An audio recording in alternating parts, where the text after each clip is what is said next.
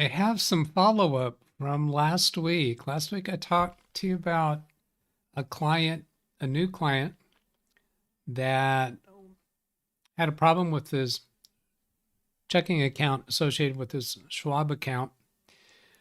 And there's some DougBot said follow-up. I'm working here. There's a speaker bot working. I've got audio confirmation on myself in speaker bot. And the topic goes into maybe, possibly a targeted attack towards me. Maybe. Am I being what? Paranoid or hypochondriac? I don't know, but it's interesting thing that happened this last week. And what else do I have? I don't have any questions from comments on videos. I have responded to some people through comments. In the past, I was holding those till showtime, but the ones about Yahoo and that HP computer won't start, things that I didn't think were really of significant interest to IT pros and amateurs, I'm kind of not doing so much on the show anymore. All right, so, and for those of you who celebrate it, I hope you have a good Valentine's Day experience. John Williams says, I look well rested. I am actually well rested. I have no hint of a headache today, which is awesome. I am not standing. I'm seated, which has usually been reserved to headache days. That's not the case today. I just decided I feel like sitting. I feel like chilling out a little bit. I don't have any computers on the table to work, and I'm going to try to be conscientious to not be thumping on the desk, because with this desk microphone, it really picks up the noise. This laptop behind me is not a project. It is a computer that has been replaced. I installed a new computer for that client, and I'm not even sure why I brought this computer back here to sit on the desk. What is that? Oh, that almost looked like a beta cassette, not VHS. That little white right there looks like a reel. No, that's just a paper label that I put on there. So I'm going to go look at the names in chat. If you haven't put a chat comment in lately and you want me to see that you're there, then put something in chat so that I can see you on the participants list. I'm not going to actually read through the chat messages very closely. Yeah, let's see. So there I'm showing this number of participants. Why doesn't that give me a way to pop it? I guess I got to pop it out first. 3-dot menu, pop out chat. I had the video underneath paused so we don't get that annoying mirroring effect. Tony Wallow hits the button.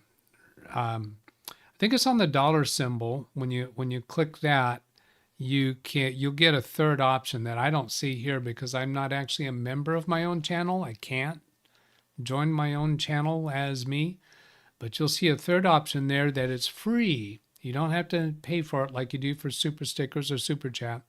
It's free, and it just announces how long you've been a member for. You can only do that once, I think, per month or 4 weeks, something like that. So there's Tony showing off that he's been a member for 13 months. He's been a member from the beginning because I started that on my birthday in December in 2024. So now I can, and by the way, I've lost all of the chat messages that I saw some of them that were there last night, but none of my computers are showing those anymore because they have been restarted or the browser's been relaunched. So the longest to go I have, Ingress please, is 9:06 a.m. which is 2 hours ago, because that's Pacific time, possibly not your time.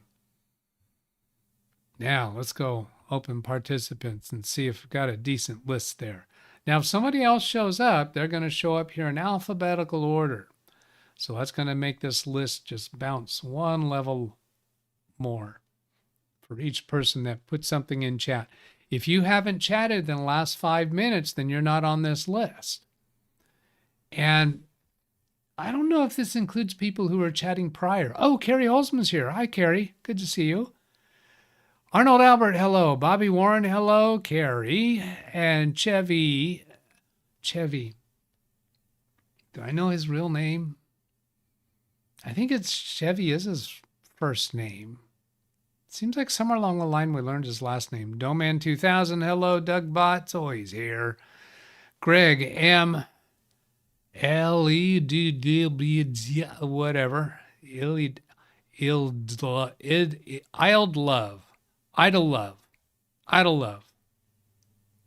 That sounds like a reasonable pronunciation. Might not be at all what that person intended.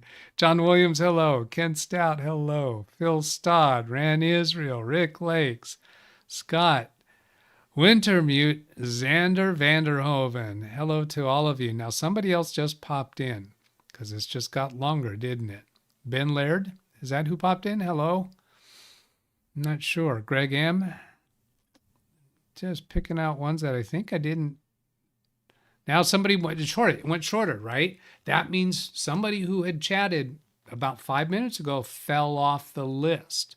They're no longer on the recent 5 minutes. If you're on this, as long as you're on this list, as long as you have chatted in the last 5 minutes, you're getting 50 points every minute that you're on that list.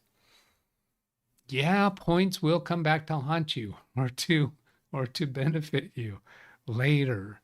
They are all accumulated. So then let's go look at oranges.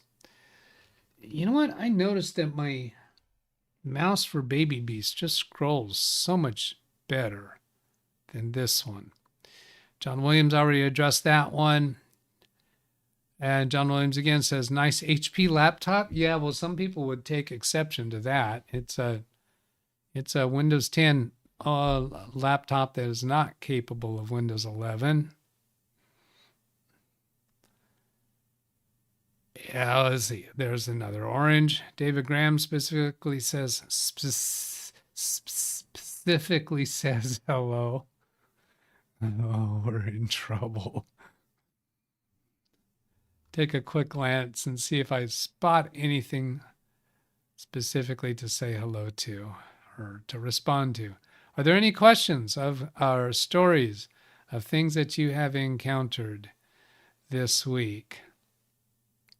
Ken says roughly 30 days on the member announcement. Yeah, because you're 1 month longer every month anniversary of the channel. So whether it goes by calendar month or whatever, I'm assuming it would be like member for 13 months. So the next time that Tony would be able to do it is when he clicks over to 14 months, which I assume is going to be on the anniversary date of when he became a member. So each person would click over on the date of their anniversary. And then does it go like the specific number of the month? And then that same number in the next month? Well, what happens to people who joined on leap year on February 29th? Oh, let's move on. Let's get to his topic, shall we? $50 instead. Yeah, John Williams, dream on. Okay. Oh, and I've also got a new feature that I discovered. You know that I like to do dictation. I do dictation. You've seen me do voice recognition with Windows key H. That's on every Windows computer. It was available with Windows 10. I don't know when that came into play, but I discovered there's something better. I was getting very frustrated with how much I have to proofread the Windows key H voice dictation. So I contemplated purchasing Dragon Naturally Speaking, and I went into a chat bot to explore that a little bit. In fact, I think I'm going to go there. Some of you are going to really be interested in this. Lawn Dog, I think you might really be interested in this. Or it might be bad news to you because you've already spent the money on Dragon Naturally Speaking. This was interesting because there's two other features, two other ways to do voice dictation that are free that I didn't know about that are much better. Yeah, let's see. It's going to be in here. I don't think there's any problem with showing you my list of chats. I have a lot of chats. Look at all these chats from today. And then all these chats from 2 days ago. Speech to text. That's the one I want to bring up. I started this with telling it about the things that I'm frustrated with. And it responded with the Windows 10 built-in dictation. That's the Windows key H. And then gave me Google Docs voice and typing. It's web-based. And then it gave me, talked about third-party speech-to-text software, Dragon Naturally Speaking, other paid options. And then we went further. See, for accuracy, Dragon wins easily. We're talking about my frustration with the dictation box. I wasn't expecting to go through all this. I forgot about all of this conversation. But Lily Speech, a strong contender for me. This is the one, isn't it? That is a extension. Since you're on Windows 10, Lily Speech. Oh no, the Windows built-in. This is the one that I'm liking the most. I didn't even really realize it had the name Lily Speech. And then this one, Voice In, was a Chrome Edge browser add-in. So I tried that for a while, and it was pretty decent. But it's only going to work in Chrome browser or Edge browser, not the rest of the computer. And then makes comments about Dragon v16, version 16, I suppose. And then so this is where I went in, tried Voice In. I do not like that now. I almost paid for it. I was almost, it was good enough, and their paid version was adding significant advantages on top of that. But then I got turned back to this Lily Speech, I guess is what I should be calling it now. Yeah, I'm going to make a note of that because I'm going to forget that. Lily Speech, really? But this is a significant contender to Dragon Naturally Speaking. Free, included in Windows 11 since 22H2. I did not know about this. You can do corrections. You can add to the dictionary. You can delete sentences. You can do command. You can do some commands. You can control mouse clicks with it. And it does not have the heavy weight on resources that Dragon Naturally Speaking does. Now, this is talking about the, this is where I thought I was on Windows 10 because this chat began with a Windows 10 question that came from chat. It talks here about what's going to happen with the computer when I upgrade the computer in the future, or upgrades to Chrome, things like that. And the AI inflation factor is right now it's going to be $150 to buy that extension for lifetime instead of a subscription. And I was really about to pull the trigger on that. treat voice in as a bridge. Okay, so that was that extension.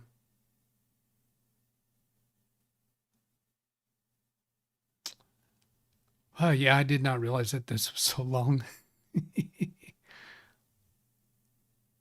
Windows voice ask. Oh, I'm at the end of it now. Yeah, so here is calling Windows voice access. Please. This isn't calling it Lily Speech. So I'm not quite sure if that's right. So I'll go get that. Read chat, please. That's Brian saying users will find that voice access is not enabled by default in Windows 11. That's true. Settings, accessibility, speech. So let's go show where that is. Windows button, settings. Drag this over to the right monitor so that you can seize it. Accessibility. And it's way down here, speech.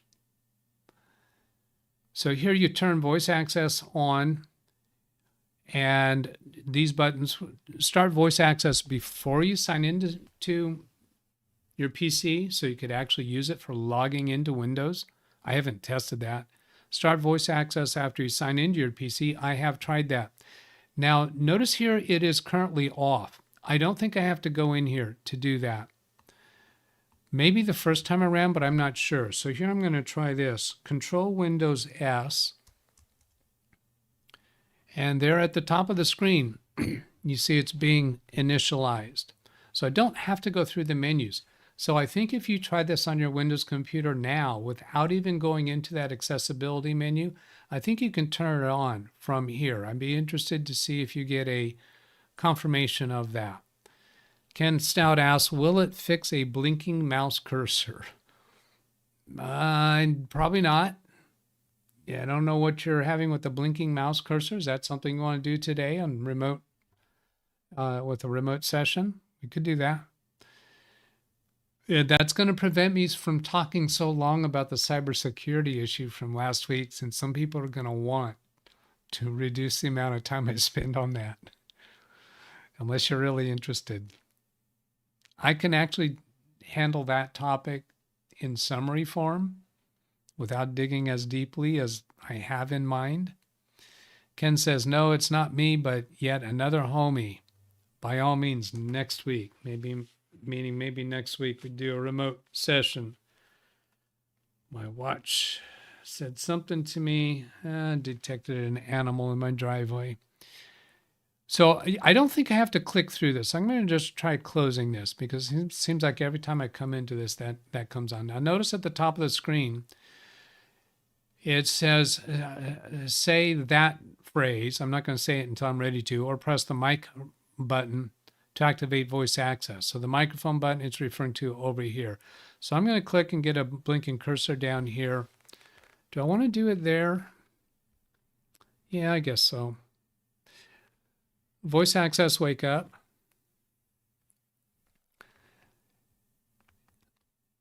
Is the Windows voice access also, it didn't wake up, did it? Now, this is something I haven't tested yet. While OBS has control of my microphone, will this be able to work? And at the moment, I'm not thinking that it does. Voice access, wake up. Yeah, I've done that phrase a few times when I was not live streaming, and it worked. Now it should be listening to me right now, and I don't have a blinking cursor anywhere right now. Notice at the top of the screen, it is actually almost like doing a closed captioning of what I'm saying right now. But that's not appearing on the screen because I don't have a blinking cursor anywhere. Oh, that's interesting. Once I clicked into the field, then it is there. Now it should be adding more onto that field when I stop talking. So it's not showing up in the field as I talk, but it's waiting until I pause long enough for it to insert the text, apparently. Select all. Is Windows voice access also known as Lily Speech? Press enter. Voice access sleep. Okay, so now it's not listening to me anymore. Oh, it didn't do the press enter. All right, voice access, wake up. Press enter. Oh, it didn't wake up. Voice access, wake up. Press enter. Voice access, sleep.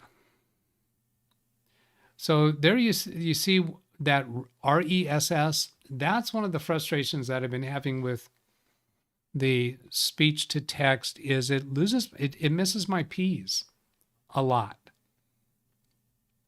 And I have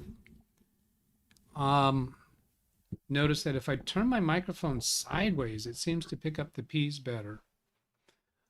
No, Windows Voice and Lily Speech are completely different tools. Okay, so when I saw that Lily Speech as I was scrolling through there, I incorrectly thought that that was this Windows Voice Access. So apparently that's all this is Windows Voice Access. So did anyone try that Control Window key S and see if you can simply turn it on without ever having turned it on before on your computer? And then so I got a blinking cursor there. I want to try showing something else. Voice access, wake up. What can I say? Voice access, sleep. This is something that Lawn Dog is probably familiar with. I haven't even registered if he's in chat today. But these are lots of the things that you can say in voice access. Very, very competitive, comparable to Dragon Naturally Speaking. Somewhat of a learning curve. Then there's online documentation down here that provides more information. So, I'm going to be doing more of this. Information about how there was a long list of commands in here somewhere, but that's probably enough of an introduction. Nobody has given me a read chat, please, on this subject, so I'm going to see if anybody tells me that they have checked it out.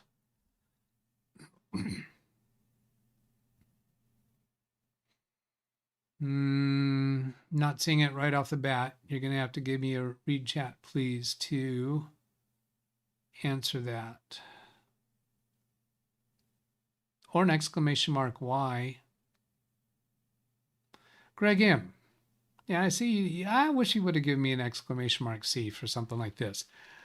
He says, it hasn't registered with me yet what he says here, so let's find out. I solved an issue this week on why a computer a business client remotes in to do work would power off.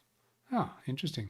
I used ChatGPT, awesome, to analyze the sys logs and using my brain in recent events read chat, with them, please. Discovered it was, I'll get to that Jim's comment in a minute. Discovered it was, it's a cliffhanger. Come back next week to see the rest of this story. Oh, there it is. It was user error closing their remote sessions. Why a computer business client would power off. Yeah, when you connect remotely to a computer, if it doesn't already have an active session, at least in the LogMe and Rescue that I use, and I think I've also seen it on remote PC, such that you're actually logging into Windows through the remote session. Then when you finish that session, the remote software is going to automatically log out. You just disconnect, but the remote software will log out because it knows that computer was not in a logged in state when you connected to it. So it wants to log out. But if there was a user at that computer and I connect using my unattended connection, the remote software knows that the user was already active, so that when I disconnect, it's not going to log them out of their session, because that could be a problem Read chat, to the please. end user. Okay, let's go catch those read chats. Jim's was first. If I wasn't late, it wouldn't be me. DVR, 2-speed, engaged. Good to have you here, Jim. We'll see you in a few minutes once you catch up. Greg Guy, the blinking hourglass is on my PC. Every time in join Zoom, it appears. Oh, he has, oh, Ken Stout was saying the blinking mouse cursor, not a blinking text cursor, the blinking hourglass.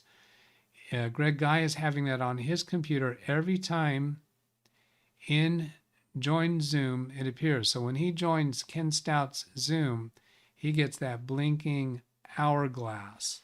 So let's do a Control-C copy on that, and we'll go try that out in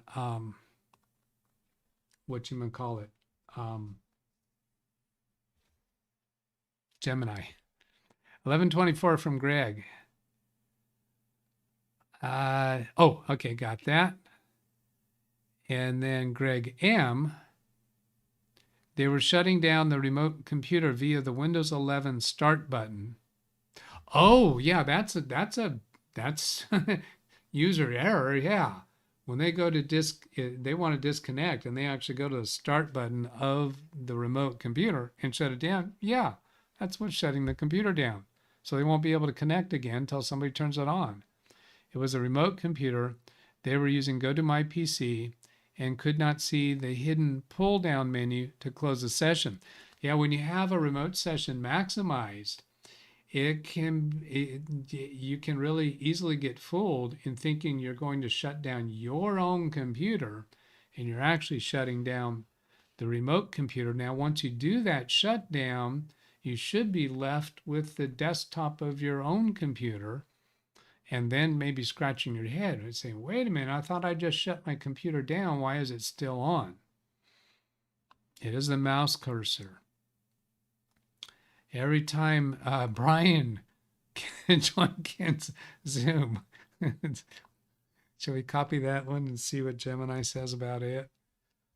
Oh boy. More from Greg M. They had been using a MacBook, but had switched to a Windows 11 laptop, and closing session method changed. Oh, okay. It looks and feels a little different on the MacBook, or than it did on the Windows 11. Must be a virus associated with Ken's Zoom channel. Well, if Brian found that he was sneezing and sniffling once he connected to Zoom, you could call that a virus. Headaches don't pass. They're not a viral infection, so I don't think that would be a virus. Yeah, I get it. I'm just funning with you. Carrie Holzman, I'd recommend updating the video driver to blinking the hourglass on Zoom. That's a good idea. Very good idea. Let's grab that one too and see what Gemini thinks about that as a response, or see if Gemini comes up with the same thing.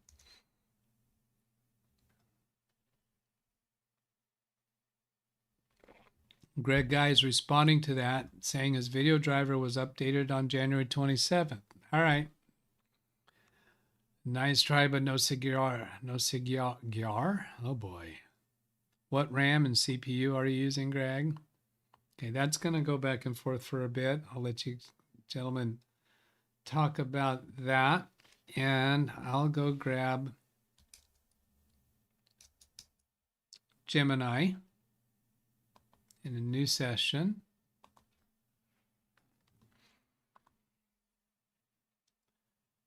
You know what? I should look at my clipboard history before bringing that up on screen. Yep, it's safe for the reasonable history.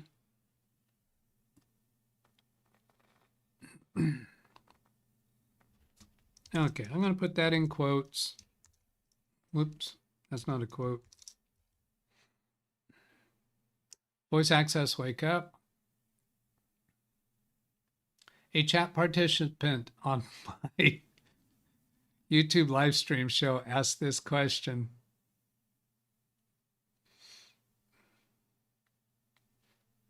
Voice access, sleep.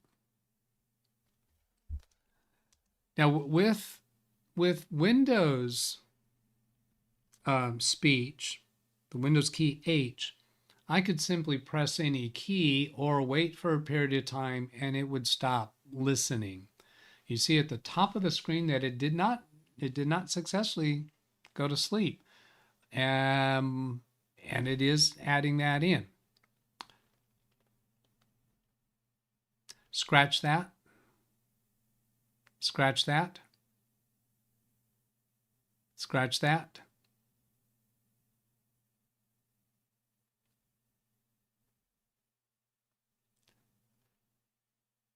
Voice access, sleep. There, I went to sleep.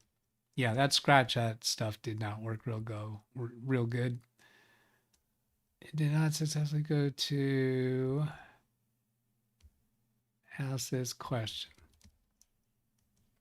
Yeah, so you're going to see me, you're seeing me live here experiencing something new. And I'm going to change this from fast to pro. The blinking hour class is on my PC every time in join Zoom it appears. So not worded real well because it's worded like a chat message would be. Let's see if it figures it out. What is the real question here? Analyzing cursor behavior, investigating properties, show thinking. Usually means background process conflicting with Zoom. Zoom video settings are clashing with the computer's graphics driver. Since you are live, here's a quick list of solutions you can read out to them, ordered from the easiest fix to the most thorough. Change Zoom's video rendering. Open Zoom, go to settings, video advanced, look for video rendering. Usually it says auto. Change it to Direct 3D 11 or Direct 3D 9. Restart Zoom and join the meeting again. Disable hardware acceleration. In the same Zoom settings menu, go to Share Screen Advanced. Uncheck Use Hardware Acceleration for screen sharing and video if available. Why this helps, it stops Zoom from fighting with other apps for the graphics card's attention. So at first read there, you would think, wouldn't that only be for sharing the screen? But this seems to be Gemini implying that it could be for just the Zoom window itself. I don't know. Read chat, please. John Williams says, read Ken's comment. He said he has done that. He has done that, meaning one of the things that I already read about the video rendering, I suppose, is what he's done. He says, I got several things here. Did he do the disable hardware acceleration? You don't need to tell me which ones he's done. That's These a are big just, 10-4. I'll leave this with you guys to do that. Ken says yes. That it means the video rendering. And that didn't solve it. Well, let's go on, and you don't need to respond with each one. We're just throwing out ideas on the table. If there's things here for you to try, then go ahead and you take it and run with that. Hidden culprit fixes, check biometric conflicts common on laptops. I don't think it is laptop. Maybe you could confirm that. And I see Greg and Carrie are conversing more, so I'll leave that go. But I'll go ahead and give the rest of these, even if they've already covered these. If they're using a laptop with a fingerprint reader facial recognition, the biometric service sometimes gets stuck in a loop trying to scan when the camera activates. Go to Device Manager, Biometrics, right-click the finger face sensor and select Disabled Device. If his camera is trying to do some biometric recognition, or if it's one of those cameras that follows you around, maybe that's got something to do with it. McAfee antivirus loop, trying to do things, so temporarily disable your antivirus. I doubt that Greg has a third-party antivirus. I suspect that he's using Windows Defender, Windows antivirus, whatever we call it these days. If nothing else works, the cursor scheme hack. This doesn't fix the root cause, stops the annoying blinking. Windows setting, devices, mouse, additional mouse options, pointers tab, change the scheme to none. Yeah, I think that's probably the default, isn't it? Next step, you can ask them, does this happen only when you turn your camera on or as soon as you open the app? Well, there's an idea. Turn your camera off, and is it still there? Turn off if you have a virtual background. Turn that off. Is it still happening? Let's go see what the conversation has been between Greg and Carrie. When I get my new setup, which is probably going to be a prerequisite before I go back to 6 days a week, I will have a method to be able to isolate the conversation between two individuals, because that's the thing that happens around here sometimes. I'm going to go look first at Carrie's comments. Let's see. First, Carrie's saying recommend people use their phones for voice to text. Yeah, it doesn't work when I'm using my computer, sitting at my computer. And I do my phone works real. I always use it for text messages, but there's lots of things that I use it for that I'm on the computer. Video driver to fix the blinking, RAM and CPU, he asked. Change video rendering method, open the Zoom app. Yeah, so that's one that Gemini said. Change video rendering method to those two. Yeah, disable hardware acceleration under settings. Share screen. Yeah, hardware acceleration for screen sharing. Yeah, also update the AMD chipset software. Obviously, he's using AMD. Apparently, Greg provided that information. So let's go see all Greg's stuff. Spy much, Doug? Video drivers updated January 27th. AMD 2600X G-Scale RAM. 14 RAM. I wonder, did that really? I guess the AMD is one that Carrie is really after. Did the RAM, was the RAM question going to take you a different direction, or are you just kind of poking for information at that point? Have the latest AMD chipset from AMD and Web. Now, it looks like Greg and the homies have been kind of on the ball about this already.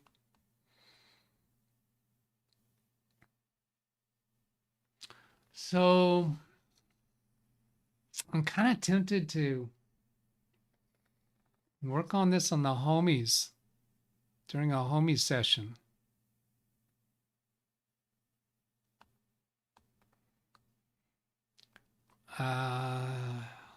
Late. I don't know. Let's see, 8 days a week. I don't know if Ken is talking to me here or talking to somebody else.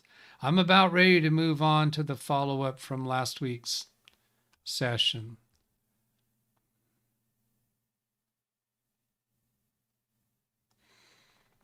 Yeah, okay, I'm not going to try to figure out what's all going on there. I'm going to go talk about follow-ups from last week. I told you about the client who had a compromised checking account associated with his Schwab account, where the criminals were actually writing checks to third-party names that were not valid, but they were checks in amounts that conceivably might not be caught as non-legitimate. They were in the $7,000 range per check. About half a dozen of them per session, and that had happened a couple different months. So it was pretty big numbers. My client did not lose any money because the Schwab reversed those transactions successfully. And we wound up installing a new computer, not finishing the effort to try to clean whatever compromise might be existing on his computer. And I think the real compromise was his Microsoft account that was storing the password for the Schwab account did not have two-factor authentication. He thought that it did have two-factor authentication. I forgot to tell you about that last week. The reason why he thought it had two-factor authentication is because when he would go in to try to make changes to the account, to his Microsoft account, it would require verifying who he is by sending a text message. That's not two-factor authentication. There's two levels on, I think, most accounts, where if you're trying to change something about the account, like if you're trying to change your password or change your name or other configurations about your account, that's a higher level security action, and it may implement some method to verify who you are. Could be by sending a code, 6-digit code usually, to your email or to your phone by text. That's not necessarily two-factor authentication, because when you actually go into those settings and look at the two-factor authentication switch, you might find that it is turned off, even though you are required to put in a code when you're trying to do certain things. The best way I found to test is two-factor authentication actually turned on is go to another device or go to an incognito window on the same computer and try to sign into that account. If it doesn't insist on a two-factor authentication at that time, then it's not turned on. Now, so we enabled the two-factor authentication for his Microsoft account. He had already enabled it for his Schwab account, but the new password that he put on his Schwab account was kind of just a variation of a password that he's used a lot. That's not good enough. What has happened since last week that takes this to the next level is I received an email from him that I now believe was a phishing email sent by possibly the criminal hacker who actually was involved in those checks, or it might be somebody else who is taking criminal actions on his account. But I think he only recently added me to his contacts list. This email we're gonna go to in a minute. I'm gonna have to do some blurring in order to show it to you. It is pretty darn convincing, and I used AI to ask what do you think about this, and it reminded me of one thing to do that I hadn't thought of, that I knew to do, but I hadn't thought of because my guard was kind of down, was kind of lowered. It made sense that this client might have sent me this email. It was a little bit out of character as one of those cutesy thank yous as what I thought it was going to be. And what this told me is that I think his email account is currently compromised. We did not check up on his email account. Bad Doug. It was not part of the task to check up on that, but we should have done that. We should have done a thorough thing on his Microsoft account, his Schwab account, and his email account. We did not do the email account. And I think with setting up the new computer and installing the software that he needed and yada, yada, yada, and the number of hours that we were into it, and that it just, I think I do recall contemplating doing it, but then no, I don't think that's compromised. Wish I would have done it. And I think what I'm going to wind up doing Okay. Number one, I had asked him, can I send my invoice to you by email? And he says, yes. So I was intending to send an invoice by email, which I haven't sent yet. And now, no way. I am not going to send his invoice by email because that's going to, if his email is compromised, the criminal is going to see it. And they're going to learn more information about me than what they already have. Ken's laughing about something. I don't know if it's something I just said or somebody else. Greg M, yeah, we're gonna talk about the message headers because that's really interesting and surprising. Not what I think you're expecting. Okay, so Read chat, please. on the invoice, Greg M, have you verified that the account is not forwarding all the email to another address? No, because we haven't actually dealt with his email yet. And here's how I think I'm gonna do it. You know that I've talked a lot about that I don't do much work for free. I very much avoid doing that. I think in this case, I'm going to offer him free security remediation for his email account. And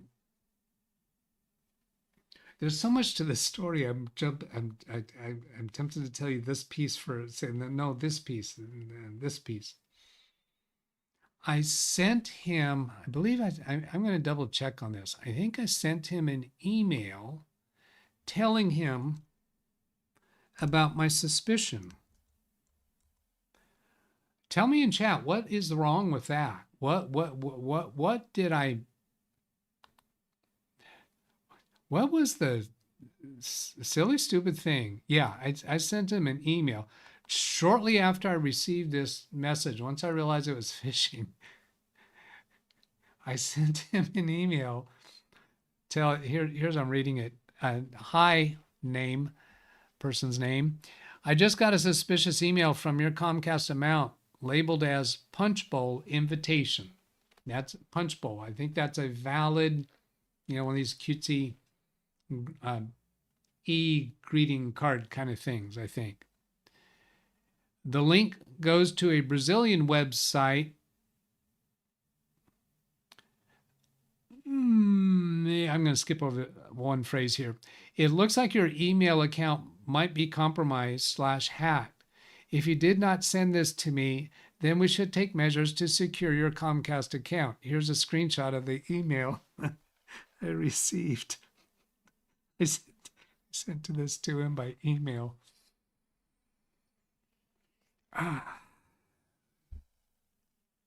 Greg M says, you warned the scammer. Yeah, my client has not replied. After a day or so, I got to thinking, man, I don't know. Is he like disenchanted with me now? Or is he worried about how much money he's spending on me and such? Then I realized, no, if there is a not scammer, but hacker actively monitoring his account and saw this message from me, suspecting that his email account is compromised, what is the hacker who has full access to his email account going to do in retaliation to that email? David Grant says, wow, the scammer has total control over his email. I think we need to stop calling him a scammer. This is not scamming activity. This is hacker. This is it's a crime to have unauthorized access to somebody's computer and to their email. Now, where is it a crime? I think it's some parts of the world. I haven't checked on. So Ken Stout says, I'll play along. What will he do? He will delete the email so my client never sees it and empty it from the trash folder so my client never sees it. Isn't that what the hacker would do? If he's actually trying to make a lateral move over to me by trying to get me to click on this link. Read chat, please. David Graham says the hacker is going to change the password. No, I don't think so, because that's going to tip his hand. That's going to immediately cut my client out of his email. And I think this criminal hacker is more interested in finding other methods to try to steal cash. That's what that thing with the checking account was. He was trying to steal cash from people who might not be monitoring their accounts very closely. I have come across many clients, many people who do not monitor their accounts closely. Now, this client that I told you about last week, he does monitor his accounts pretty closely. He caught those fraudulent checks pretty quickly. I'm pretty sure that he caught it, not Schwab, because those checks were normal amounts written to plausible names. And my client routinely was writing checks in the $7,000 range to family members. This was a family, old money that lots of heirs in the family received money. He told me it's annually about to the tune of $200,000 of checks that he issues out to family members. They were not stolen from mailbox. These were e-checks written off of the online check register. David Graham, get the FBI involved? No, my client can't do that because he didn't suffer financially. The bank is the one that might suffer financially, but no, they didn't. And I think Secret Service is the ones that aren't they really the biggies on computer fraud?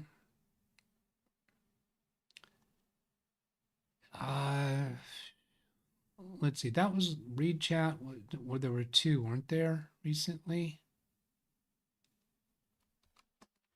I can't see it very well from OBS. Go here.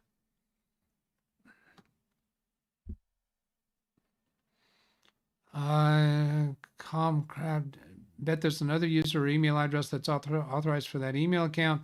I saw this once on a customer's Comcast account. Asked him about it, had no idea who it was, deleted. Yeah, this improper security is going to be checking for history of sign-ins. It's going to involve enabling two-factor authentication. It might not be enabled, even though he has to use it when he changes the password. And delete any active connections, so that we have to sign in again and then change the password. You got to delete. You got to disconnect any signed-in connections. And sometimes that can take 24 hours for that to happen, for that to complete. There could be active session tokens on computers somewhere else in the world that they don't immediately get kicked out. So they might still be able to see some activity and be gone before you realize that they're gone.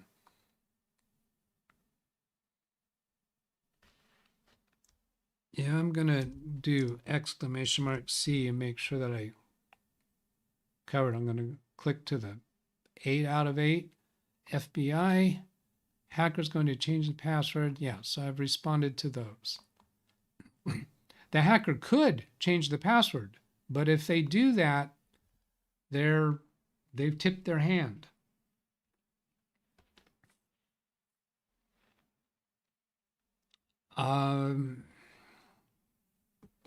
What part of the story to tell next? I got started about saying that I'm going to offer him free security for his email account. One, he's not a business. user. 2, yeah, he's pretty wealthy, but as is the case with many wealthy people that I've come across, he's very tight-fisted with the dollar. He's very tight-fisted with the dollar. So I don't want him to skip doing this out of concern for not wanting to spend more money. I consider them more of a friend than a client. I'll be intrigued to see what happens.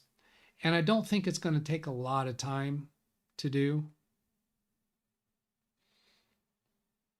So the method that I figure on doing this is I'm going to put it on the invoice. The invoice is going to it has multiple charges for the work that I did. And I'm probably going to put in a line that says courtesy discount of 10% off of that work for the security remediation and the new computer setup. And just basically giving friends and family 10%. And then put in another time entry that has a 0 charge, letting him know about the reasons why I believe his email account is currently being accessed by a criminal hacker, possibly by a criminal hacker, and offering to do the security remediation for that for free. And then I'm going to US mail that invoice to him. I'm not going to send it by email. So that's how I get that information to him without the criminal hacker being aware of it. Am I being a hypochondriac? Am I being an alarmist? Well, maybe, marginally maybe. I mean, the evidence really looks pretty strong in my mind that this is a person sitting at a computer, contemplating, strategizing.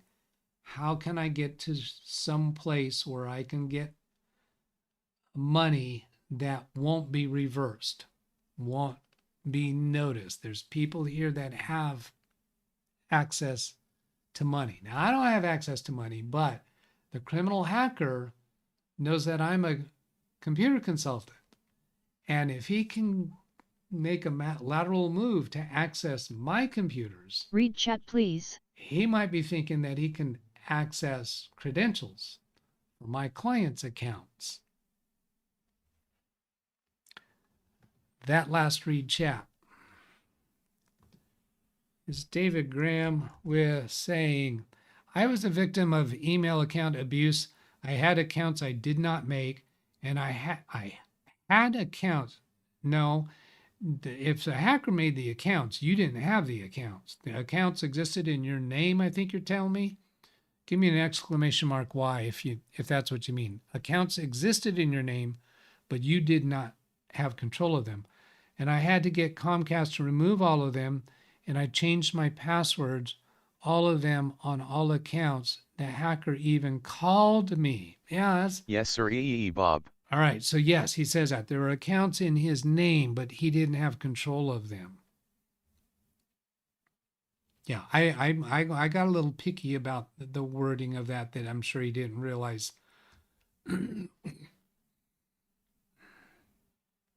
Yeah. Yeah, so direct person sitting at a computer and keyboard, reading emails, strategizing, learning the relationships between people are in these emails, and sending out crafted emails trying to accomplish a specific task. And I have come across that among my clients. So, I mean, on one hand, it feels just like we're not high enough of value of targets, but yes, I think we are.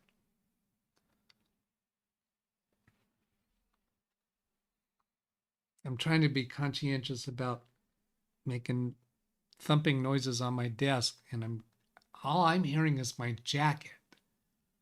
I don't think you can hear my jacket. I'm going to shut up for a minute, make noise with my jacket, and see if the sound indicator picks it up.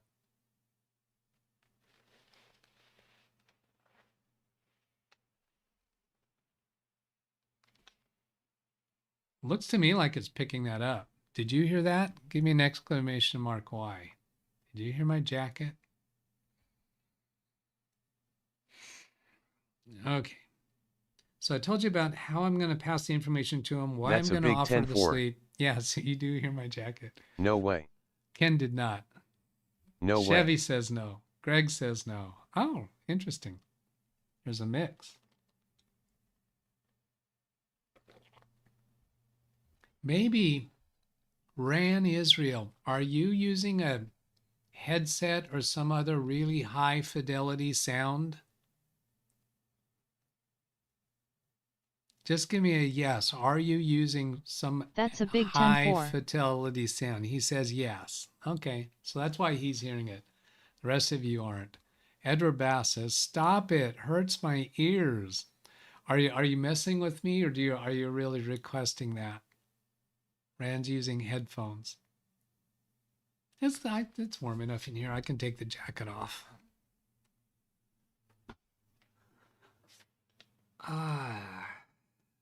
Now, where do we go next? Hello, Parker Morse.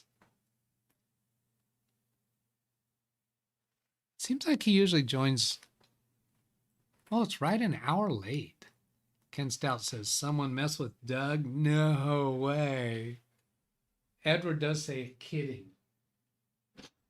All right, you are ready. I fell for it. I fell for your kidding.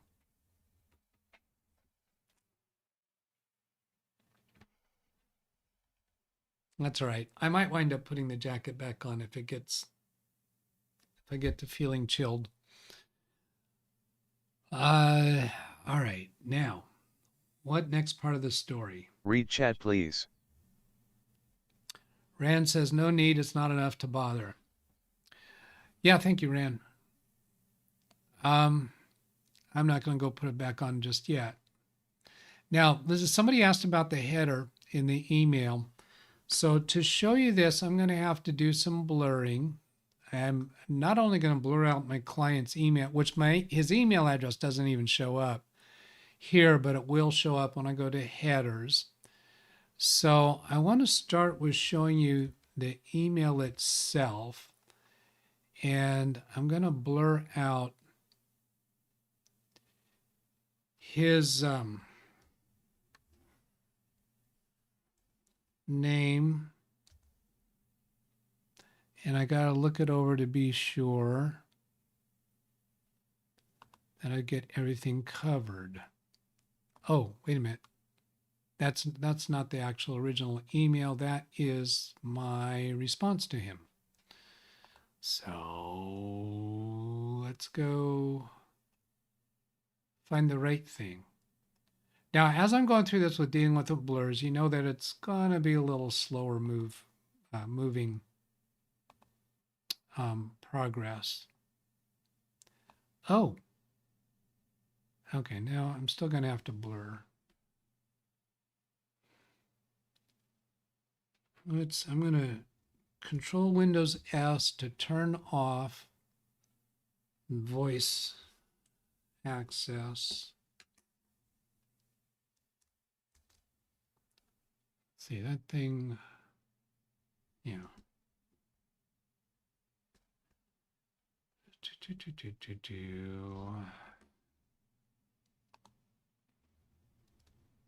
Because by turning it off, I get rid of that bar at the top. And then F11 to make the browser full screen.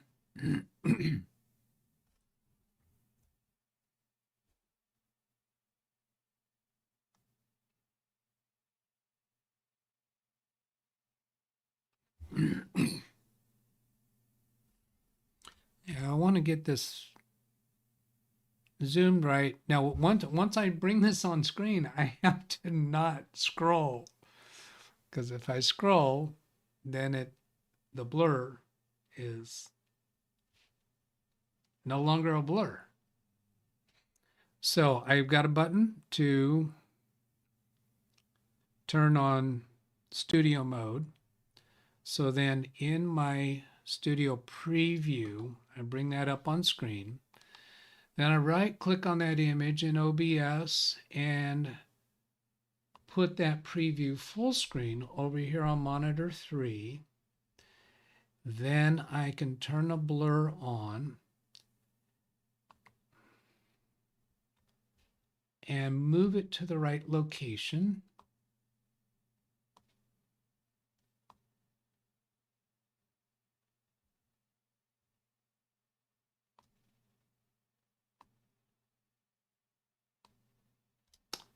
And then turn that blur on.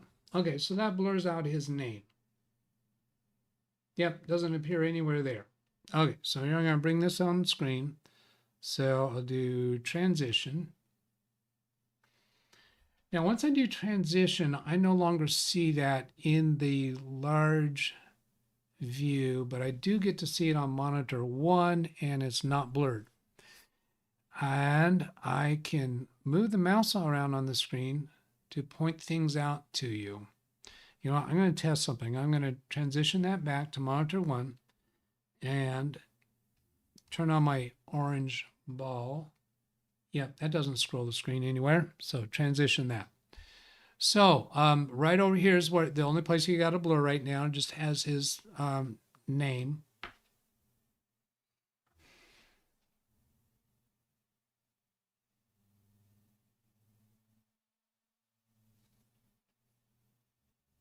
Curious. Experiment with something.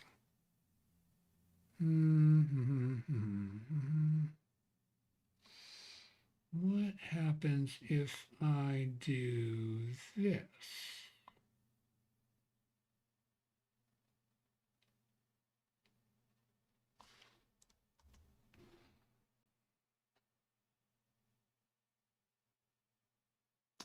If I do that, if I do this,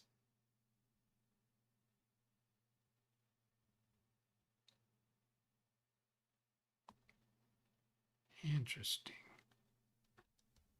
What are you doing, Doug? Wouldn't you like to know? Oh, that's weird. Okay, I like this even better. All right. He is actually redacted this time. You're from Punchbowl. You're invited. Please click on the invitation to see more details and to RSVP. Gives his name, invites you. You're invited. Open invitation. Down at the bottom, don't want invitations from this host. Remove yourself. If you can't see the above invitation, click here. This all looks pretty legitimate to me. Like you're invited. The balloons there. It almost sounds like it's inviting me to a party. That doesn't quite make sense in the relationship. I would think it'd be more of a thank you card kind of thing that might happen. Transition that back. And so now I'm gonna readjust things a little bit. Am I at the right place here? Let's do Read chat, please. that. Going to undo things a couple times. That last read chat. Sam Lazar, my physiotherapist, has asked me to get a sit-stand desk. Does anyone know much about them? I have lots of clients that use them, but I don't have specific models, lots of variations of how that can be accomplished. If it's just a device that sits on top of your desk, in my case, I got a device that sits underneath a normal desk and it lifts my desk up. It was was it $700 or $800, I think, kind of on the pricey side for accomplishing it. But I wanted my work surface when I'm working on a computer to be lifted too, not just the computer. Okay, so what I want to get to next, I'll turn that blur off. So I want to get to where this email came from.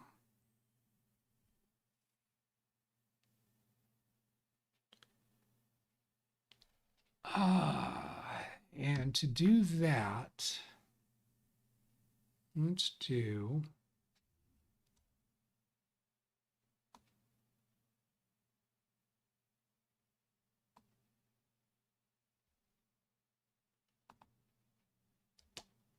you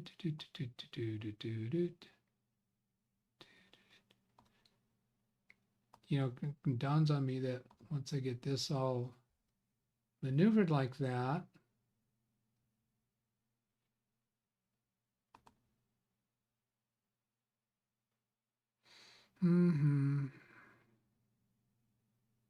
it probably doesn't do any good for me to show you this because I'm blurring out exactly what I'm showing.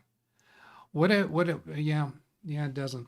So what I was working on there is to show you who the email came from.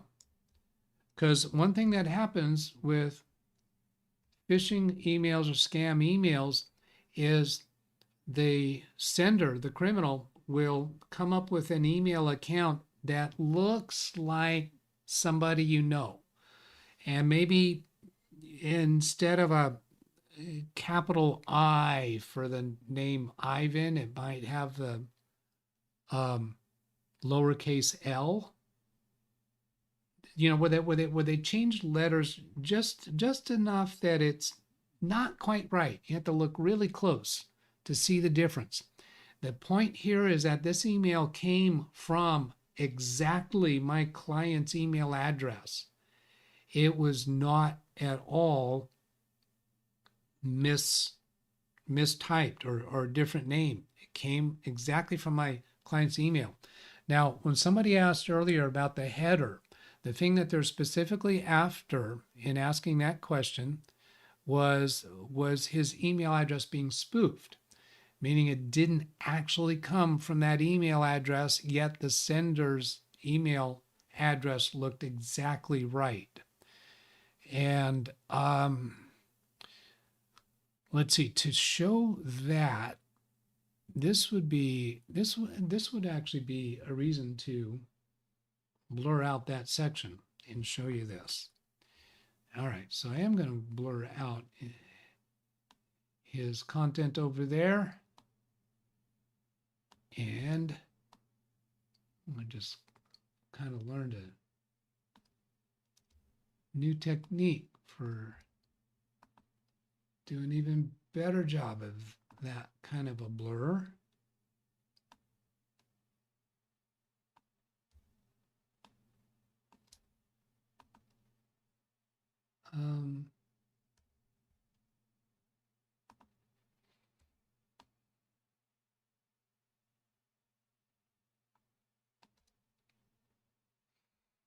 Yeah, that's good enough. Now, what happens when I go click the three-dot menu, and then there? Yeah, okay. So here it is. Now, I'm showing you how to see the header information in Gmail. It might be different when you're using a different email client. So transition this. Upper left corner areas is blurred out. And over here, the three-dot menu in Gmail. That's what I'm going for now because I want to see the header information. So I'm going to transition again, take that off screen, and go into that header and do some blurring.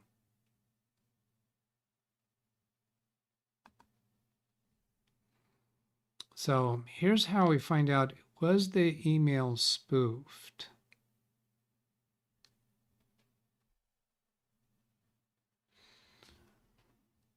And these three right here, SPF, DKIM, and DMARC. And we've talked about these a few times on other episodes. These all passed, which indicates the email was not spoofed. It was genuinely from my client's email account. This doesn't tell us where in the world that it came from, where the computer was located that it actually came from. Now I got this part down at the bottom, partially blurred out, and my client's name and email address. But that's the golden ticket there. And Gmail has some capabilities built into it that if these don't match, it will, I've seen it alert me to let me know it doesn't match. And I've had some clients that encounter problems with their email deliverability, that their email is not getting through to Gmail accounts and Yahoo accounts. And the solution is that I've got to go into the management interface for their domain and fix these three to configure them so that they will pass, because they have a custom domain name, but the email is coming from usually their ISP or whoever hosts their email, and it's a different domain name. So you have to do some configuration to make that work. Okay, bring this back off screen. So, not spoofed is the message behind that. Now, I'm going to go over and undo some weird things that I did in those blurs, which makes it easier next time that I need to do a blur. Now, then, so what is it that caused me to realize that this was not okay? And I have not clicked on that link, and I'm going to tell you why. I will be taking certain security measures when I do that, and I think I am going to wind up doing it. And I'm going to tell you what my security measures are or will be. Okay, check. I don't think I need to do any blurring on this part. No, what we're doing here is going back to the email, and all the blurs are turned off.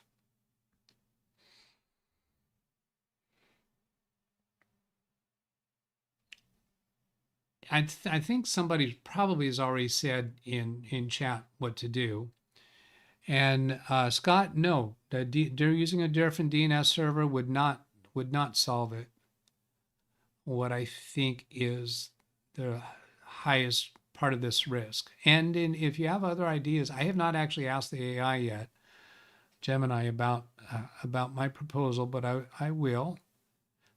But here, float the mouse over the button that you're proposing to click on.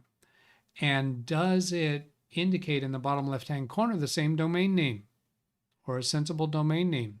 So there I'm floated over it. Now I can't use my orange pointer ball to point down to that URL in the bottom left corner, but it says acreativeaexovais.com.br/FTX. So the .br is Brazil, and I haven't looked into the rest of it yet, but that should be part of what we're going to do shortly. I'm going to take a picture of that because I'm going to have to type that in. I can't copy that. Well, I can copy it from the header. When I turn on the show original, I can find that domain name in there. Then I could select over it. I don't want to go to that domain name because my suspicion, as I have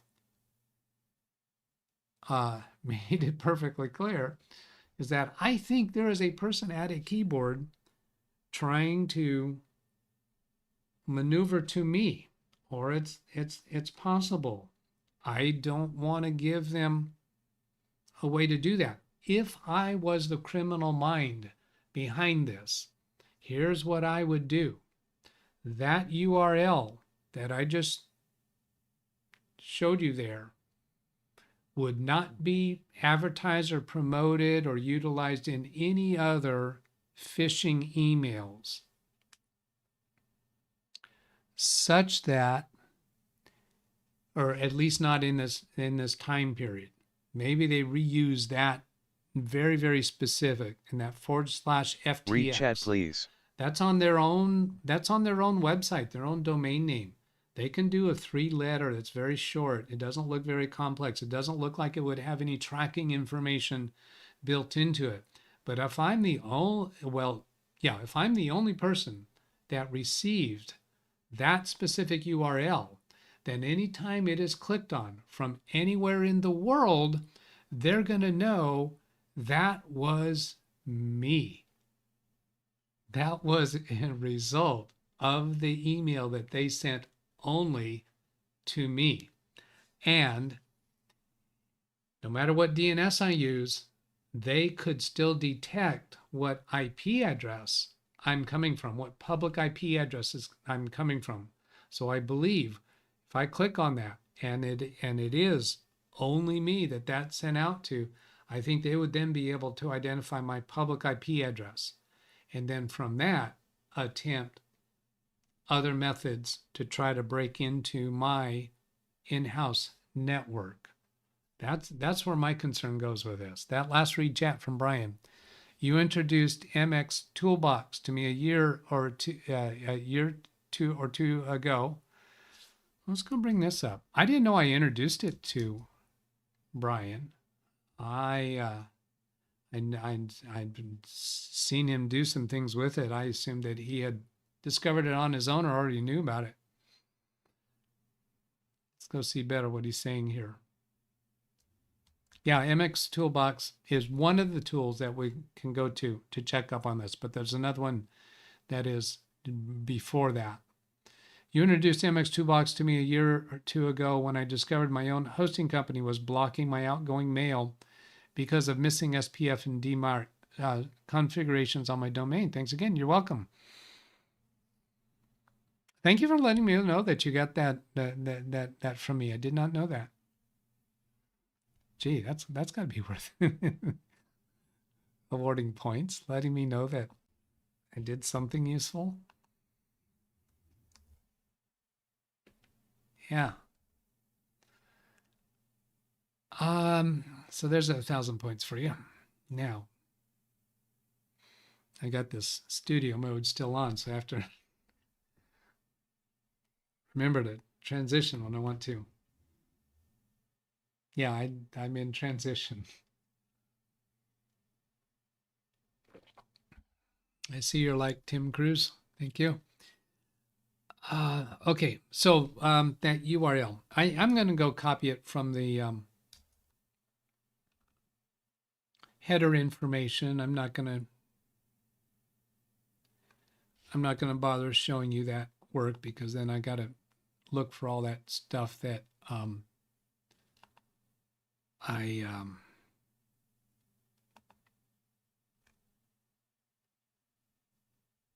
don't want to display.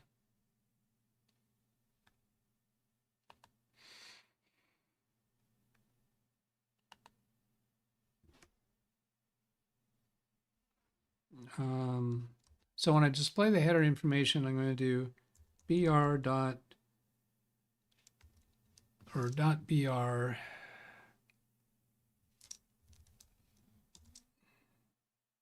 There it is. So then I can, drag my mouse across it.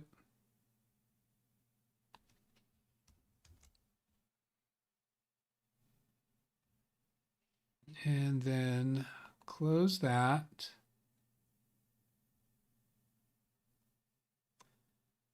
Make sure that email is scrolled to the point that won't accidentally reveal something.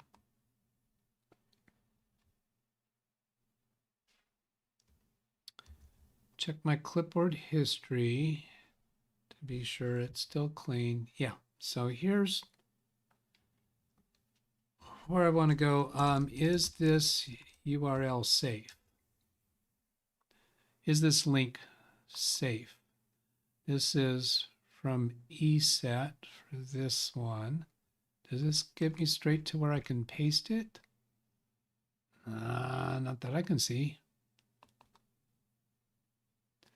Link checker, NordVPN. I think that's the one that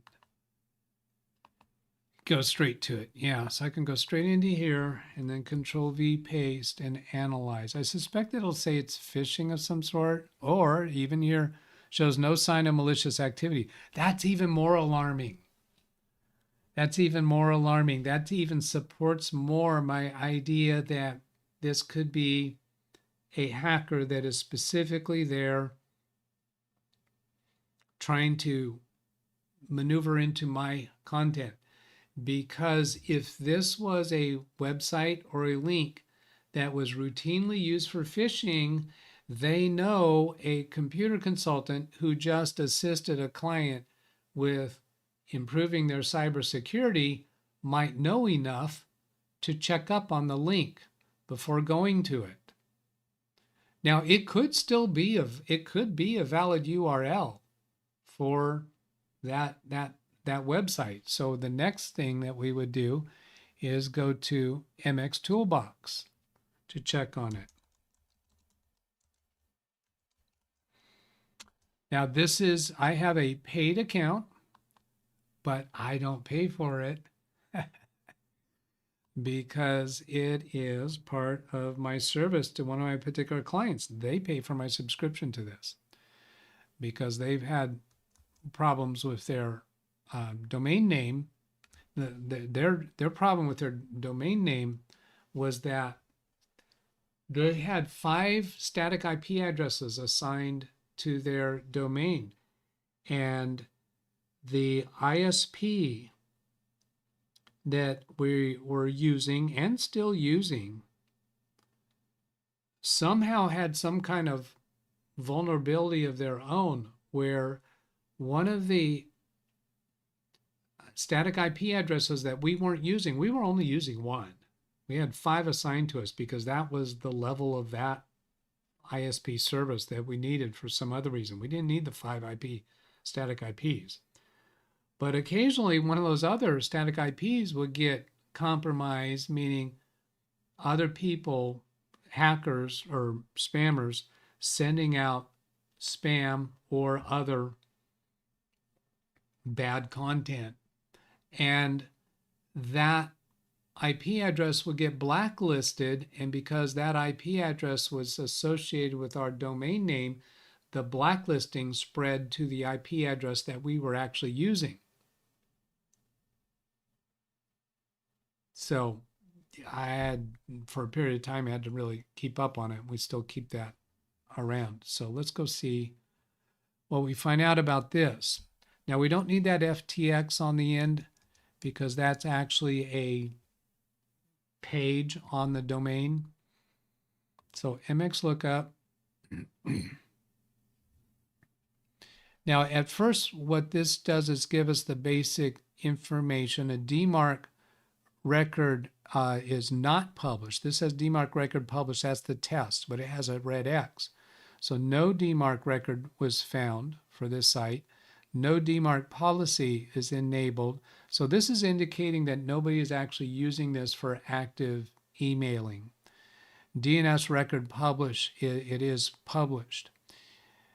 So then what we want next is to use this drop down to do the who is, to find out information about this. Somewhere on there is who is. Here, who is lookup. And then click on the button. So this gives us, we are spying now on them. Domain name, owner, Luis Roberto Arantes Marquez. Owner ID, not sure what that tells us. Brazil, country, owner, tech gives, so I guess that's probably the ID for the account for the tech person, and the ID on the domain host for the owner of the account. A name server. This is the server that hosts the DNS for that domain name is Cloudflare. Let's see, what else do we see here of interest? The name server is specifically Walt. Oh, it's Walter. How about that? Created 2006. So it's been around for a while. Now it's let's see, is it possible that the hacker just has that page on their website? If this is a domain name that the hacker has compromised, doesn't actually own themselves, they might be able to put up that 3-letter page name on somebody else's website, and the owner of the website is actually unaware that they've been compromised. The last time it was changed was 2024 in September, and it expires 2026 in September, which is likely going to be renewed if it is actually active. So this Luis Roberto might not be at all the culprit. Might completely be an innocent bystander. Yeah. Contado, that's the email address to contact somebody there. So if I wanted to actually try to say, hey, are you the bad guy? No, I don't want to go reaching out to the bad guy. Or even the innocent victim. It's not on me to solve their domain problem. Created 2016. So what was this 2006 up there? Was that actually, there's a created date. This is also a created date. Yeah, not sure what the difference is between those created dates and changed. Maybe it was the email account was created this date and changed here. It's another created date, 2009. Back here we had 2006. So this created date might be this email address. Colette.me. That looks like a Apple address. I believe Apple uses that .me syntax. So this, in my mind, does this confirm or refute that this is a actual hacker behind a keyboard and mouse trying to get through to me? I think if anything, it maybe kind of confirms that if it is, then they're being good about covering their tracks. If I were to go click on the link, here's what I would want to do is I would want to use a VPN service. Be careful when you talk about VPN as being security. In this instance, a VPN service, I think would be a good thing, because the website that I'm going to, they're going to see the IP address of the VPN service. They're not going to be able to get my actual public IP. So if I wanted to see what is the experience when I click on that link, that's the way I would do it. Not with a virtual machine. Because if I use a virtual machine, the thing you're protecting there is my computer. But when I go to that website, they're still going to see my public IP. I need a VPN service in order to mask my public IP address from the website that I'm going to. Now, if I do that, I'm really intrigued. I'm curious to do it. I don't think it'd take a long time to do. I don't think I want to do it on stream. I have 24 minutes left. Why would I not want to do that on stream?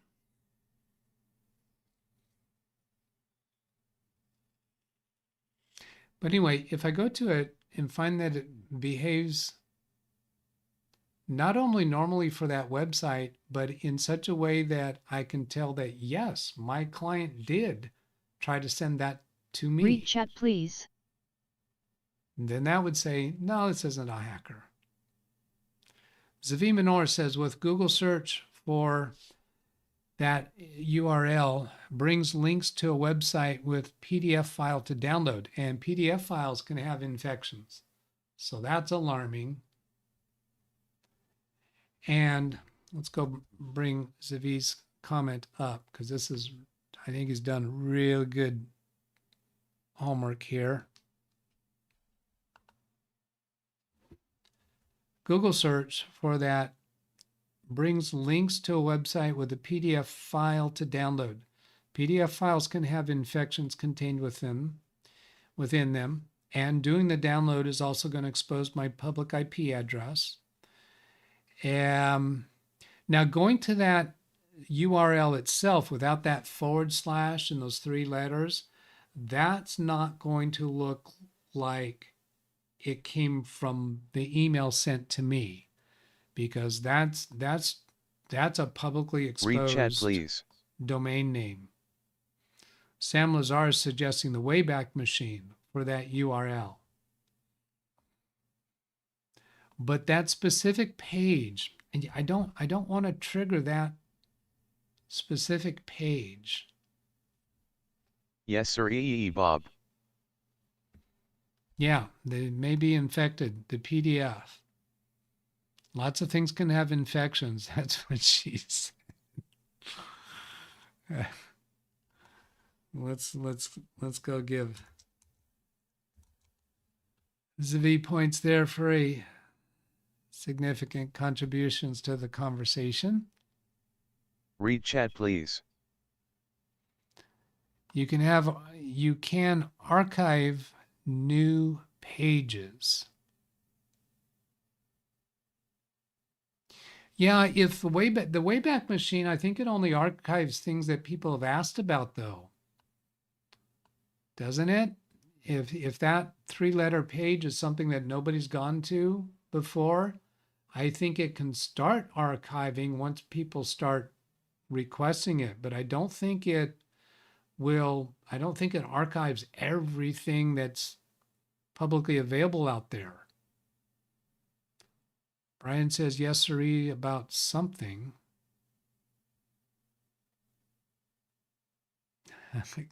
I guess his humor comment there.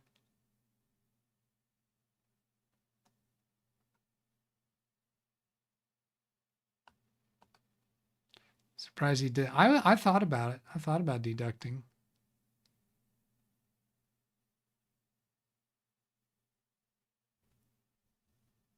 But you didn't do a !C on that. Read chat, please. Sam says he archives lots of pages like my own. You have to manually put in the URL and it archives it. It begins archiving it, right? It's not going to show.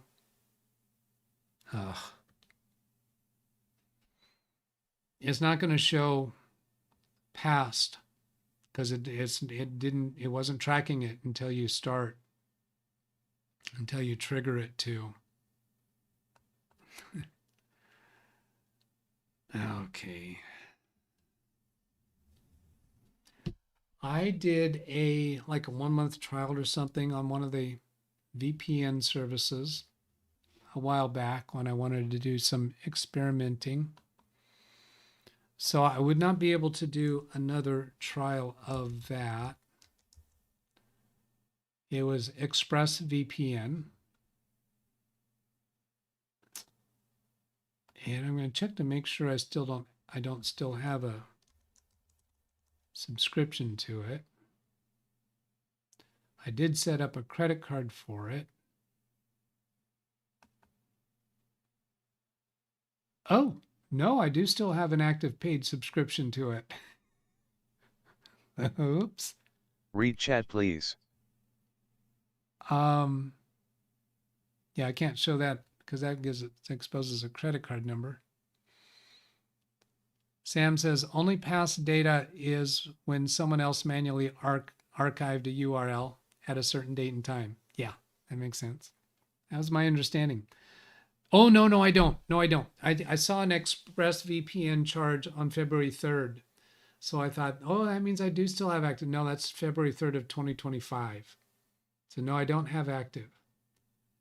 But it's $12.95 a month. That prevents me from setting up another, going somewhere else. I think I might just turn it on again.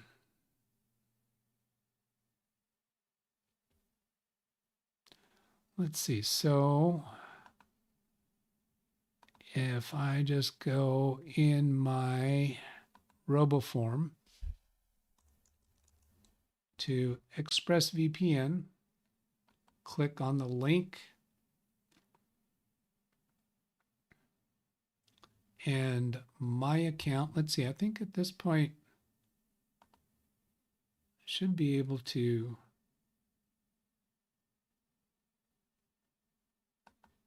show some bits here.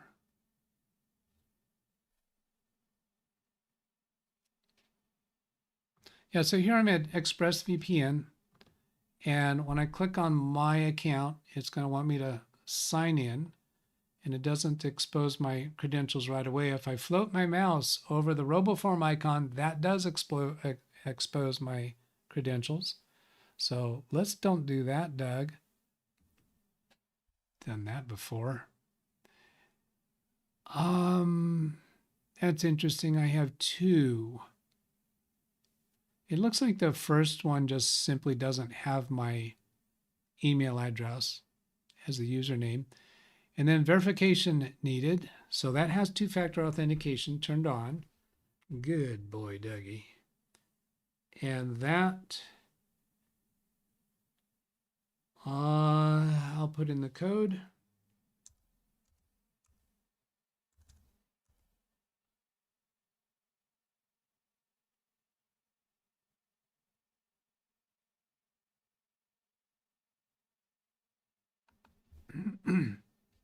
I started looking that over to see, can I show that page? Let's get moving on instead of trying to showing everything. Then this bugs me. RoboForm asks to update my entry, and it often creates another entry. I didn't change anything. There's no need to update that entry. Oh, I know what it does. It actually remembers that 6-digit code. Why? It's a time-based code. There's no point in offering to remember it. Just makes clutter. And new users of RoboForm, maybe just, yeah, update. Yeah, update. No point. Okay, so here we have ExpressVPN, get a subscription, renew a subscription is what I'll be doing. And I might, let's see, subscription expired March 3rd, 2025. So I'm going to click renew subscription. I'm being careful to not float the mouse over buttons because I never know what's going to show up a little bubble. So take that off screen, clicking renew subscription, and it should remember my privacy.com credit card, which protects my privacy. So 1 month of VPN at $13.99. I can spend an extra $8.99 to get a unique dedicated IP address. I don't want that. And then my credit card on file with them expires 2029. So I'll just choose that payment method. I get now the way privacy.com works is it takes the money out of my checking account. It's not a credit card, but it does pay me back in rewards. It actually pays me back in cash, depending upon how much money I spend through the privacy.com cards. Now that's on a paid account. I have a paid privacy.com account, so around $15 a month. And usually I spend enough money that I more than make that back in there. It's still cost me more money than using like debit cards. Okay, move along, Doug. So clicking to use that credit card. Complete payment button is grayed out. Can I show this? Oh, I see. It wants my postal code.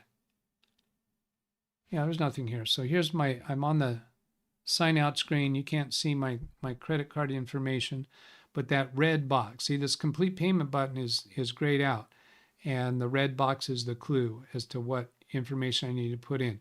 The state is grayed out, so it might wind up asking me to put in the state, although it could figure that out from the code, zip code. Yeah, it switched to California as soon as I put in the zip code. And then I'll click the complete payment button. By the way, I'm not going to be going over time today, at least very, very little, because my lunch is being delivered. And I'm looking forward to it very, very much. It's not anything that special, but it's coming hot. So,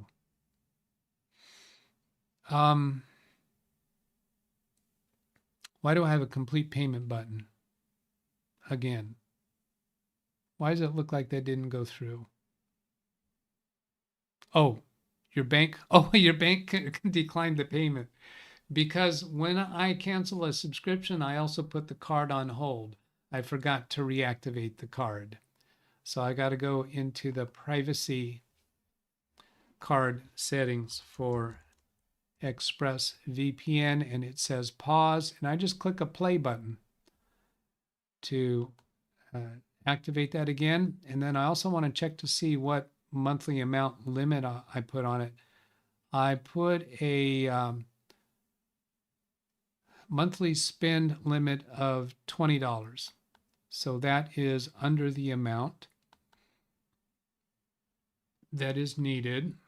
So then I'll go back and select the same card again. And the zip code's still there. So then I'll click complete payment. Another thing that I have for my security is I have my credit frozen with all 3 credit bureaus. That means I can still use my credit cards, but nobody can open a credit account in my name. It's free to do that. Do not pay one of the services to do that. Just go to each of the 3 credit bureaus. Yeah, actually, they make it a little difficult to find where to do that. So there is, I think I have a dedicated video for how to do that. If you know the link for the credit bureaus, it's a whole lot easier to get that accomplished. If you want that, you could leave a comment on one of my videos to ask specifically for that, and I'll cover that next week. Or I'll reply to it on the comment, probably. Okay, so that took me into my subscription. $13.99 a month.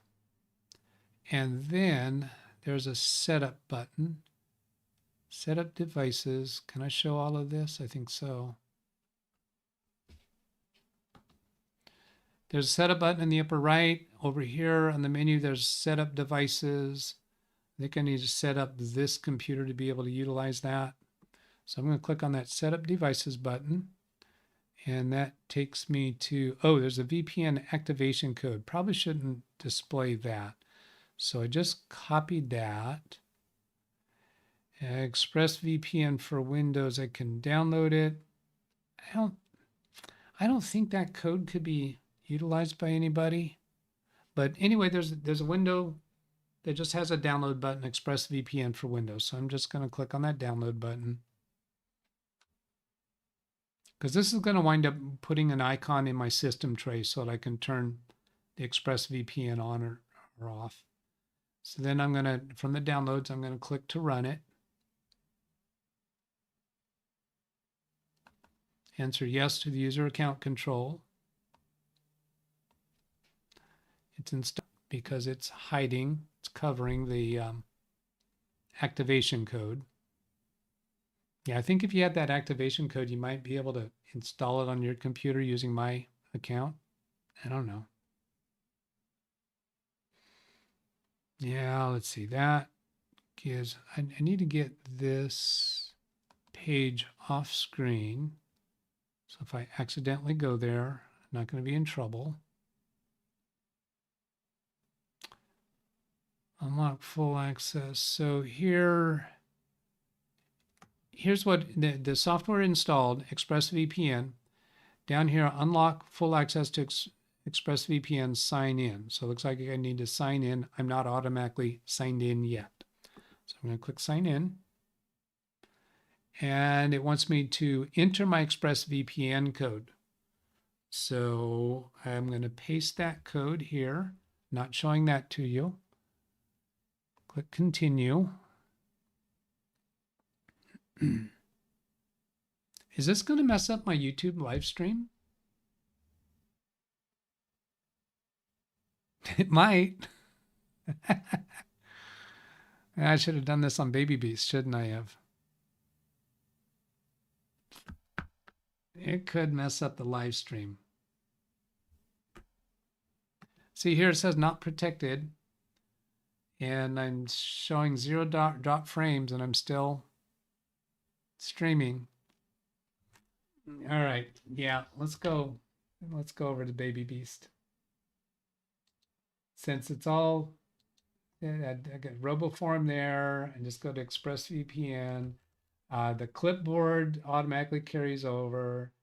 I am going to have to download the software.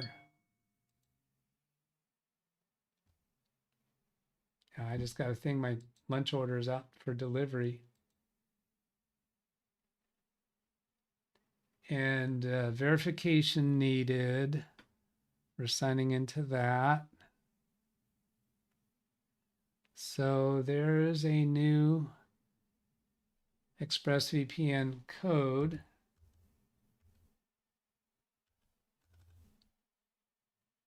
What we're about to get to is just get to the point where I can click on that link and see what happens. Then we're going to be ending the show. And then set up devices on Baby Beast. And I'm not trying to display each of these because I need to get it done. And this gives me, oh, this gives me a new activation code, doesn't it? I'm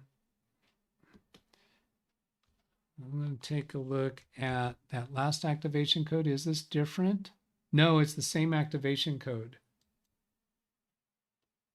Okay. And download the software. It's a quick download. And then run the installation.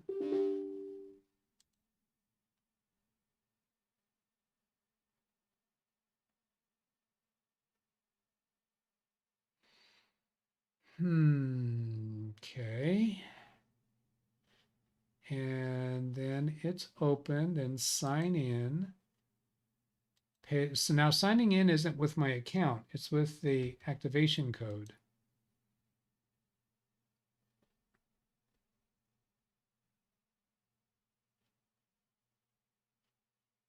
All right, so then I'm going to get that browser tab that had the activation code off screen. Okay, so here comes Baby Beast.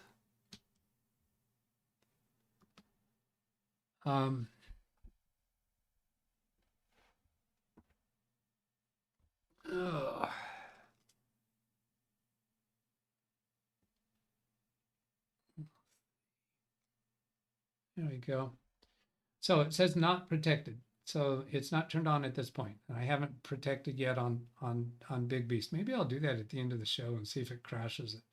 So where am I coming from? I don't want to come from someplace this close. I want the criminal to think I'm further away. How about Sweden? Oh, that'd be going to be too obvious. Maybe it'd be less obvious. These are New York. Okay, New York. Yeah, so I'm pretending that I'm from New York. Connecting. So now Baby Beast is communicating through the New York VPN. If I come up on the browser and do, what is my IP?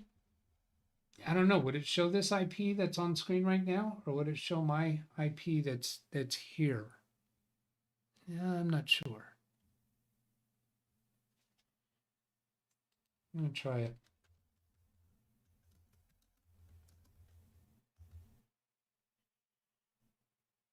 See, I took that off screen because I don't want to display what my IP address is.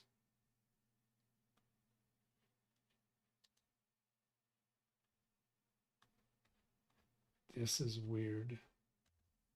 Let's give me some hugely zoomed in screen with graphics. I don't like this one at all. I'm going to try some other. What is my IP?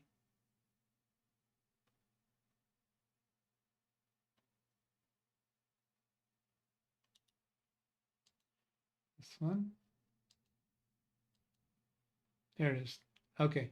Yeah. So it is showing, looks like my actual Comcast IP, not through the VPN.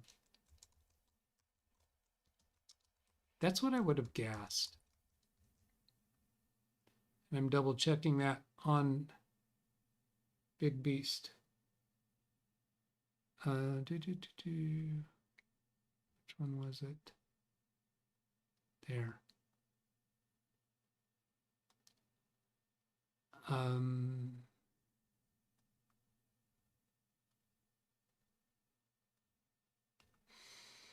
Well, now what are you doing here?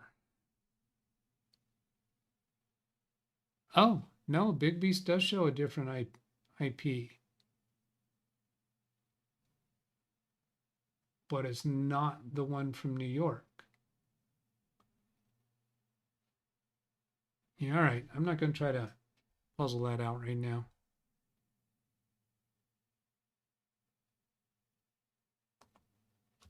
Move along, Doug. Move along. Okay, now I need to get that URL. So I'm going back to the email, show original, going to the header information, control F dot BR, and that gets me to it. So I'm going to use the address, including that /FTX, control C on Big Beast, then come over to Baby Beast and bring that on screen for you.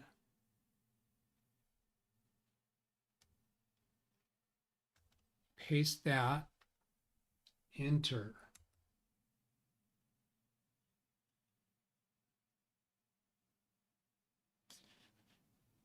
That big long screen there, string, victoriawasi.com. Complete the form PDF. Open the download attachment on your computer. A 2025 DocuSign, all rights reserved. The address here, victoriawasi.com with this long old string. Highly suspicious. Yeah, this is definitely not something that my client sent intending for me to respond to. So, I think suspicion confirmed. Bad thing on the internet. Bad thing. Okay, I think it's time. Oh, look at that. 2 minutes overtime. 1 minute and 12 seconds. Last glance at chat, and then we're going to shut down.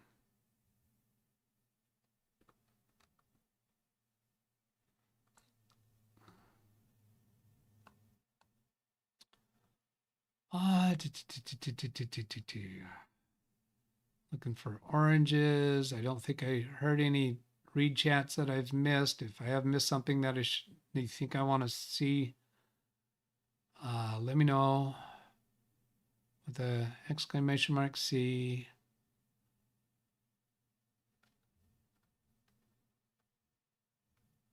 Not spotting reds. All right, so let's put an end to it.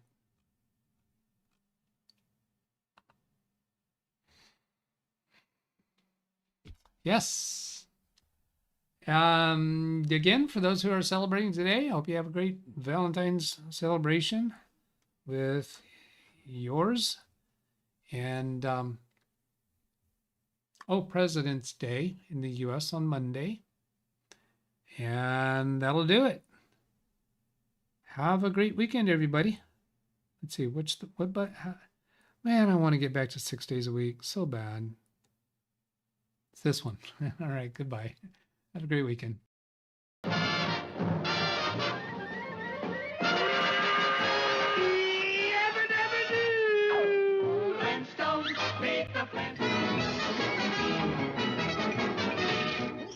That's all, folks.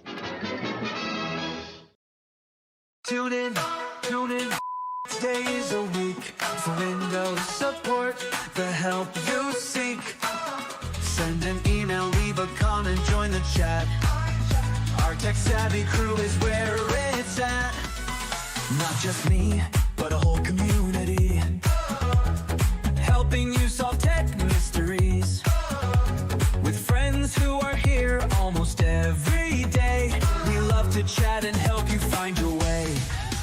So subscribe now, be part of the team, for Windows support and more than you've dreamed. Join the fun, don't miss a single stream. At LiveWindowsTraining-DougBetts or simply where tech support supreme.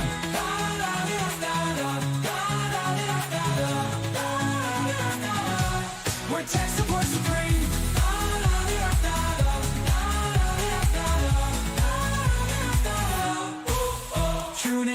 Tune in, days a week for Windows support, the help you seek. Send an email, leave a comment, join the chat. Our tech-savvy crew is where it's at. Not just me, but a whole community, helping you solve tech mysteries. With friends who are here almost every day, we love to chat and help you find your way. So subscribe now, be part of the team, for Windows support and more than you've dreamed. Join the fun.